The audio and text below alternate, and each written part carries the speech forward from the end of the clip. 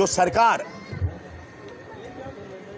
राम को इस्तेमाल करती है, मंदिरों का इस्तेमाल करती है, लोगों के भावनाओं को इस्तेमाल करती है, हिंदू मुसलमान करके हो, और अब हमारे मुल्क के जो सिपाही हैं, फौज हैं, उसका भी इस्तेमाल कर रही है वोट बैंक के लिए।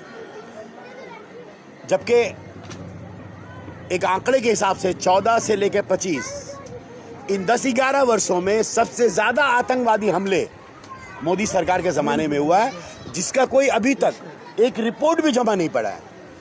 आतंकवादी हमले करते हैं, उसके बाद आतंकवादियों के खिलाफ जो शहादत जनता के सामने में आनी चाहिए थी, जो आतंकवादी को अरेस्ट करना चाहिए था, आज तक कोई आतंकवादी पकड़ा नहीं गया है। तो सारी जग जाहिर है, दुनिया देख रही है। उनके ही पार्टी के सीनियर लीडर सुब्रमण्यम स्वामी ये कहते हैं कि हमारा जो 5 तैयारा गिर गया। अगर हम लोग कहेंगे तो हम लोग तो पाकिस्तानी हो जाएंगे। हमारा 5 तैयारा गिर गया। और सीज फायर, आप ऑपरेशन सिंदूर के बारे में पूछ रहे हैं, तो ये बात भी आपको बोलना पड़ेगा, क्या दरकार थी आपको सीज फायर करने की? आज मैं बोलूंगा तो मैं कोई कांग्रेसी नहीं हो जाऊंगा। हमारे देश के प्रधानमंत्री इंदिरा गांधी, अमेरिका चिल्लाता रहा, अमेरिका ने आबी जहाज भेज दिया, लेकिन इंदिरा गांधी ने सरखम नहीं किया। और इंदिरा गांधी ने कहा हम पाकिस्तान को उचित सबक सिखाएंगे, हम कोई अमेरिका का या किसी भी दुनिया के किसी भी मुल्क का हम मदाखलत नहीं करेंगे। हम याद करते हैं इंदिरा गांधी को, ये सोच के नहीं कि वो कांग्रेस की नेता थी, ये सोच करके हमारे मुल्क की वजीर आजम थी। आज हम मोदी जी को ऑपरेशन सिंदूर में समर्थन करते हैं, इसलिए नहीं कि वो बीजेपी के हैं, इसलिए कि हमारे देश के प्रधानमंत्री हैं। जहां पर हमारे मुल्क की बात आएगी, आज 9 बार ट्रंप ने कह दिया कि हमने जंग रुकवाया, हमने जंग रुकवाया। तो मैं ये बात आपके माध्यम से पूछना चाहता हूं, देश में मोदी की सरकार चल रही है या ट्रंप की सरकार चल रही है? हमारे देश का नसीब कौन ठीक करेगा? मोदी जी ठीक करेंगे ना ट्रंप ठीक करेगा? हमारे देश में युद्ध की तरफ हम जाए कि नहीं जाए, सब अपोजिशन पार्टी से पूछा गया।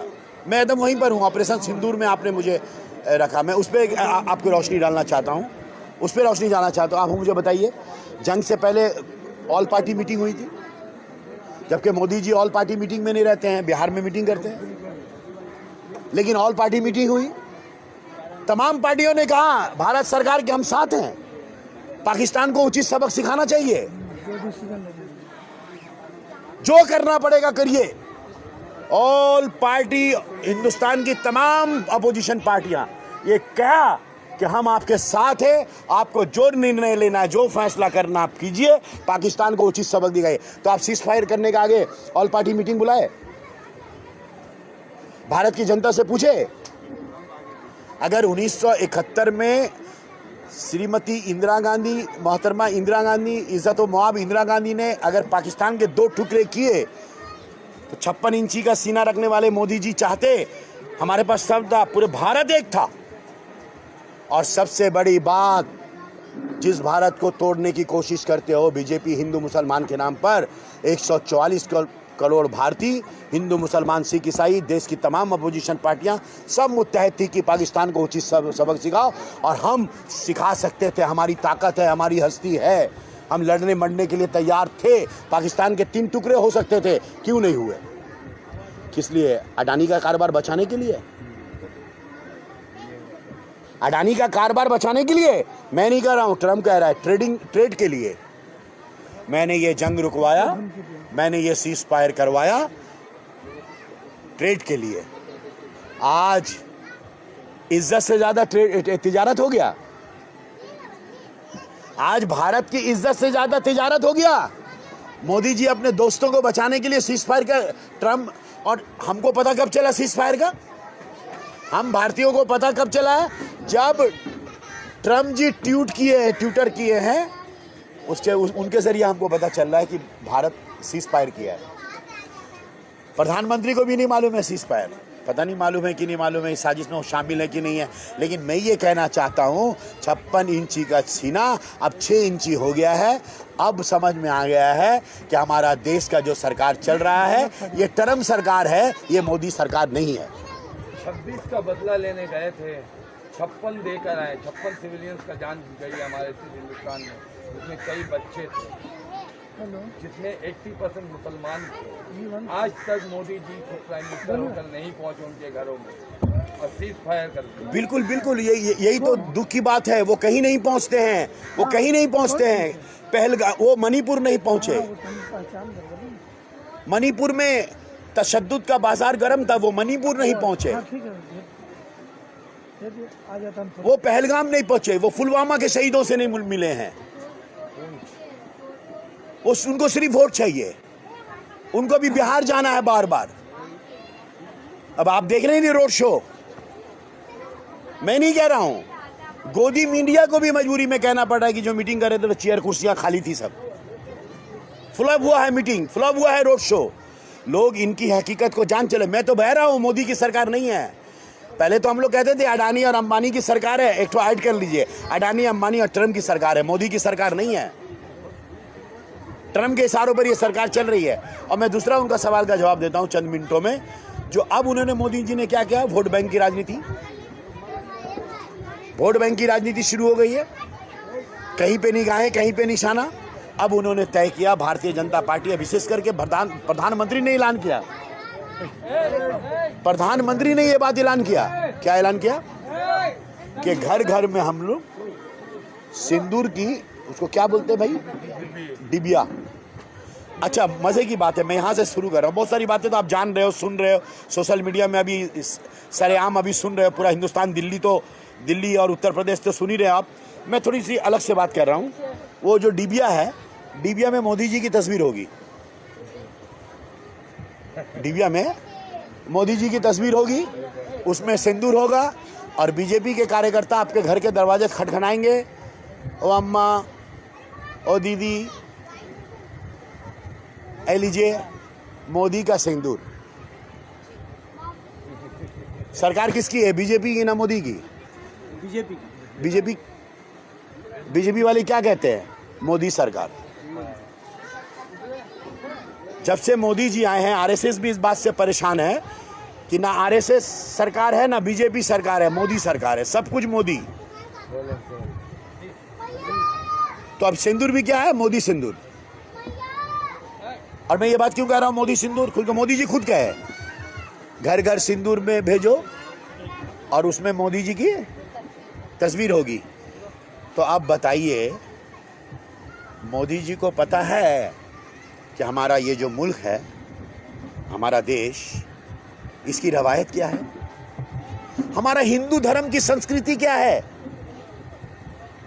जो हिंदू के नाम पे वोट मांगते हैं, उनको हिंदू धर्म की संस्कृति नहीं मालूम है कि हमारी देश की जो औरतें हैं, खवातीन हैं, वह मांग में अपने शौहर का सिंदूर लगाती हैं, अपने पति परमेश्वर का सिंदूर लगाती हैं। कि मोदी का सिंदूर लगाएंगे? वो अपने पति का सिंदूर छोड़ करके किसी का सिंदूर नहीं लगाती हैं। यह है हिंदू संस्कृति। तो ये किसका अपमान है? हिंदू धर्म का अपमान, हिंदू धर्म का अपमान है, धर्म की संस्कृति का अपमान है, धर्म की परंपराओं का अपमान है। हमारे देश की उन तमाम पत्नियों का जो अपने पति के नाम का सिंदूर पहनती हैं, उन पत्नियों का अपमान है, उन पति का अपमान है। पिटाई खा रहा है। सिंदूर लेके गया था उत्तर प्रदेश का एक जिला में, सिंदूर लेके गया था। बोले हेलो, बोले क्या हुआ? बीजेपी के कार्यकर्ता हैं, जय श्री राम। बोले राम राम। बोले सिंदूर लाया बहन जी। बोले सिंदूर लाया किस लिए? बोले ही तो मोदी जी भेजे हैं सिंदूर, मोदी जी का सिंदूर। बोले उसको जूता से मारी है। बोले साला, मोदी अपना बीवी को तो सिंदूर नहीं लगा रहा है और हमको सिंदूर भेजा। क्या नाम है उनकी भाई? देखिए, यशोदा बहन। बहुत लोग कहते हैं ये तो व्यक्तिगत मामला है, यशोदा बहन को क्या टान के लड़े। वो देश की बेटी है, वो देश की माँ है, वो देश की माँ है, वो देश की बेटी है। यशोदा बहन हमारी बहन है, हमारी माता जी हैं, हमारी काकी हैं। वो हमसे अलग कहाँ है? उनका मांग सुना करके उनके मांग में सिंदूर नहीं लगा रहे हो और मोदी जी चले हैं घर घर सिंदूर लगाने। मोदी जी का सिंदूर लगेगा, मोदी सिंदूर। ये मोदी वोट में, सियासत में, प्रधानमंत्री की कुर्सी कुर्सी कुर्सी में इतने मदहोश हो चुके हैं कि इनको ये पता नहीं है कि हमारी बहनें, जो गरीब से गरीब भी बहनें हैं ना, जिनके पास 10 रुपया भी मुश्किल से रहता है, वो भी अपने पति का ही सिंदूर लगाएंगी, मोदी का सिंदूर नहीं लगाएंगी। आपके वार्ड में बीजेपी के कार्यकर्ता सिंदूर लेकर आएंगे तो किस तरह से उसका खैर मकदम करेंगे? हमारे पास तो नहीं आएंगे, क्योंकि हम तो, अरे वार्ड में तो मेरे पास नहीं आएंगे, आरजू का पास ही, इसके पास, इन लोग का पास तो नहीं जाएगा। ये लोग बीबी लोग का पास जाएगा तो बीबी लोग समझेगी हमारा पास सिंदूर काहे को लाएगी। सुनिए, इस मुल्क की औरतों को, इस मुल्क की खवातीन को, इस मुल्क की बहनों को आप लोग इजी मत लीजिए। ये वही शाहीन बाइक बनाई थी, नाक में चना चबा दी थी आपको। ये जब ये पूरा हिंदुस्तान की औरतों ने तय कर लिया है, एक का सिंदूर छीन करके मोदी सबको सिंदूर लगाएगा, मोदी को हम लोग सिंदूर लगाएंगे इस बार। मोदी जी, आपको मैं बता दूं, मैं थोड़ा सा स्टडी करता हूं, इसलिए आप लोग से शेयर कर रहा हूं सियासत में। मोदी जी ये प्रोग्राम वापस ले रहे हैं, घर घर सिंदूर लगाने का प्रोग्राम वापस ले रहे हैं। सोच लीजिए, सब में इनको वोट नजर आता है, ये वापस ले रहे हैं। तो मोदी जी से मैं कहना चाहता हूं, मोदी जी, अगर आज आपके प्रतिवाद के डर से, मेरी बात को ध्यान से सुनिएगा अशफाक साहब, यही मेरा शेष होना चाहिए। मोदी जी, जिस तरह से सिंदूर वापस हुआ, जिस तरह से सिंदूर का प्रतिवाद हो रहा है, हमारी बहनें रास्ता में उतर रही हैं, माएँ कह रही हैं कि हम सिर्फ अपने शौहर का सिंदूर लगाते हैं, हम किसी पराये का सिंदूर नहीं लगाते हैं। आप मजबूर हुए हैं ये सिंदूर का प्रोग्राम वापस लेने में। इसी तरह आपसे हाथ जोड़ के विनती करते हैं, वक्फ बोर्ड का बिल को भी आप वापस लीजिए, वक्फ बोर्ड का बिल को भी आप वापस लीजिए, क्योंकि वक्फ बोर्ड का बिल को भी इस मुल्क का हिंदू मुसलमान नहीं, इस मुल्क का तमाम हिंदू मुसलमान सिख ईसाई चाहता है कि हमारे दस्तूर में जो हमें मजहबी आज़ादी मिली हुई है, हमारे मजहबी आज़ादी में भी आपने मदाखलत किया है। आपने वक्फ बिल को जो पास किया है पार्लियामेंट में, जिस तरह से आपने सिंदूर घर घर पहुंचाने का प्रोग्राम लिया, वापस लिया, उसी तरह से आप वक्फ बिल भी वापस लीजिए, नहीं तो हम आपको मजबूर करेंगे,